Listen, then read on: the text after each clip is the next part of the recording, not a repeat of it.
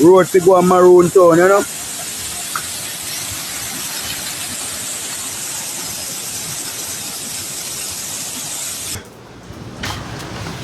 Oh, Jesus. Whoa! Front room gone. Jesus Christ Almighty.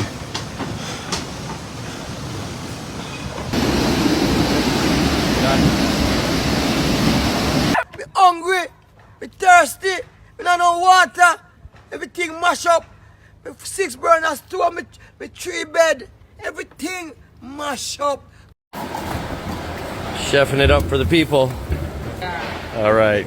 Keep up the good work. Thank you. All right.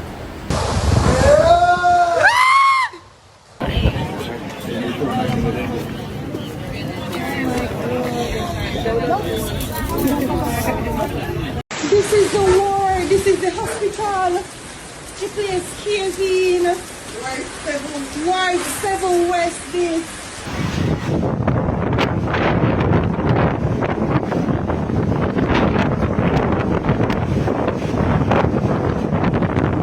Man was saying I reach you again though, not true? What is it? I'm selling house, yeah. Probably You are not doing it. So close to him, not that I hold on for the bag.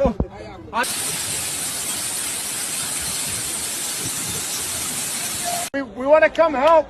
We're so sorry what's happened, but we need it to be orderly, okay? Yeah. So we know where you guys are. We know that you need help. Yeah.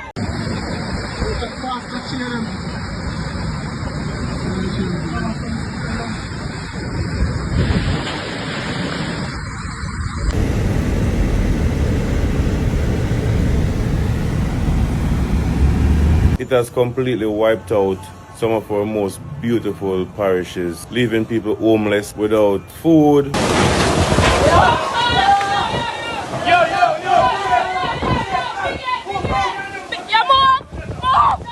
Terrible money. Oh God, it's terrible. We never seen nothing like this before.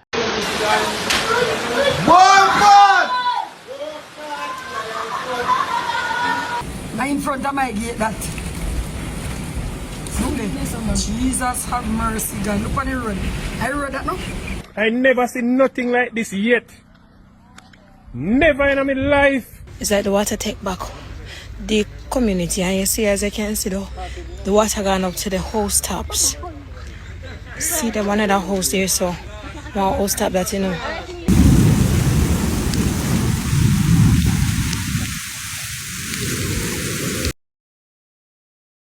Usain Bolt's voice carried a weight Jamaica hasn't heard since the darkest days of its history, as he pleaded with the world to help before the crisis spiraled completely out of control. Hurricane Melissa didn't just hit Jamaica. It tore through the island with the power of a Category 5 monster, flattening homes, ripping apart communities, and leaving thousands in terrifying uncertainty. The official death toll stands at 32. But experts say that number barely scratches the surface and could climb dramatically as more rural areas are reached. Jamaica is dealing with total communication loss, mass displacement, and a healthcare system on the brink. And Bolt knows time is running out. His message wasn't polished or rehearsed. It was fear, urgency, and heartbreak from a man who understands the full gravity of the disaster unfolding back home. And what he's returning to might be even worse than the world realizes. The front yard of a house that normally be a normal front yard that people could walk in or drive, go to their house, look at this. Water is now above window level. Hurricane Melissa arrived like a nightmare, shattering the western parishes, overturning decades-old buildings, and washing away entire neighborhoods. Roads that once connected families now resemble war zones, blocked with fallen trees, snapped poles, and massive debris fields. A simple 10-minute drive has become a 2-hour journey through broken communities and dangerous terrain.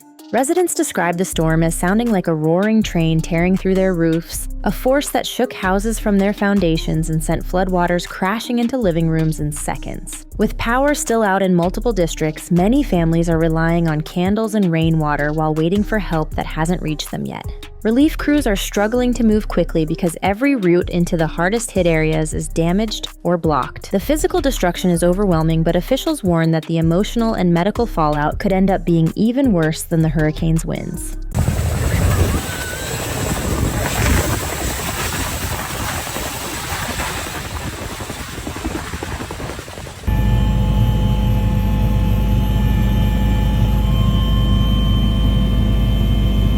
Before Bolt could make it back home, his manager, Nugent N.J. Walker, was already in the heart of Trelawney, battling fallen trees with residents just to reopen a single road into Sherwood Content.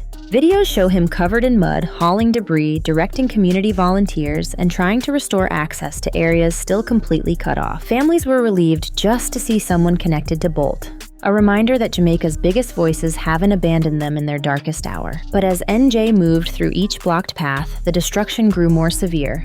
Crushed houses, washed out farms, and elderly residents trapped inside damaged structures. Even as they cleared the Martha Bray to Sherwood Content Road, everyone understood they were only opening a doorway into a much larger crisis.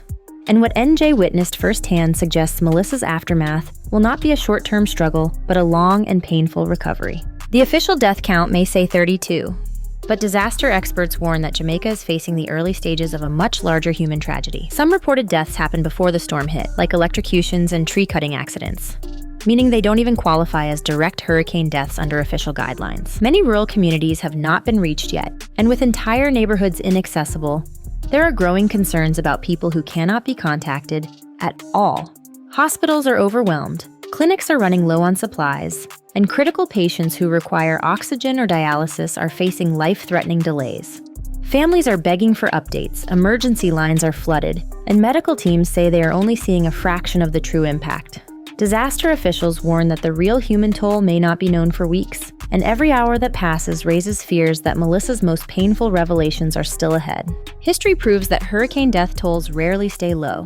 After Hurricane Maria, Puerto Rico began with just 64 confirmed deaths. But a year later, that number soared to nearly 3,000 once investigators counted excess deaths. These were people who didn't die from the wind or the water, but from what the storm left behind. No power, no clean water, no access to medicine, broken hospitals, contaminated homes, and months of untreated trauma. Jamaica now faces the same terrifying pattern. With power outages, blocked roads, and damaged clinics, the island is entering the phase that experts fear the most.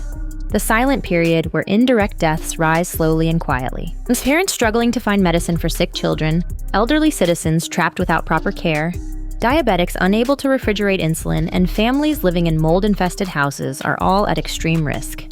And this is only the beginning. When Usain Bolt posted his public message, the world saw a side of him rarely displayed. Fear and heartbreak from a man who has always been Jamaica's brightest symbol of hope. He spoke slowly, emphasizing every word, stressing that Jamaica needs help now, not later. He knew that many people across the globe had seen pictures online, but still underestimated how severe the situation truly is. His message spread instantly across social media, because hearing the world's fastest man sound shaken is something no one expected. Bolt is returning home to support relief efforts, but even he admits that what awaits him may be worse than he imagined. His plea wasn't just for funds, it was for attention, urgency, and compassion before the situation spirals further out of control.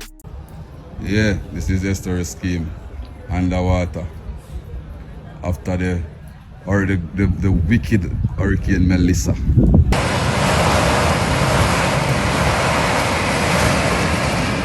It really breaks my heart to see what this Hurricane Melissa has done to my beautiful home. This place I call home, Jamaica.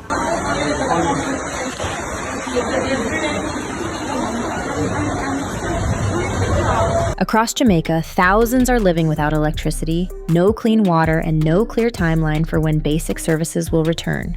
Schools are closed, roads are broken. Entire communities are sleeping in damaged homes, trying to protect their children from leaks, mold, insects, and the fear of another storm approaching. Medical clinics report shortages as patients arrive with infections, untreated injuries, and chronic conditions that are worsening by the day. Elderly residents and new mothers are especially vulnerable, and emergency responders admit they are struggling to manage the volume of urgent cases. People are lining up for hours just to charge phones, collect water, or hear updated news. The psychological toll is becoming impossible to ignore. Anxiety, trauma, and grief are spreading across the island just as fast as the destruction. And these conditions set the stage for a long-term crisis that could escalate without sustained global help. Jamaica is heading into a critical stage where the decisions made now will determine the long-term survival of entire communities. Recovery teams fear the death toll could rise significantly as the island confronts weeks of medical delays, emotional trauma, contaminated environments, loss of income, and ongoing power instability. Climate experts warn that the region is entering a more unpredictable era of extreme storms, meaning Melissa might not be the last devastating hurricane Jamaica sees in the coming years. Without strong global support, the country could face one of the longest and most painful recovery periods in its history.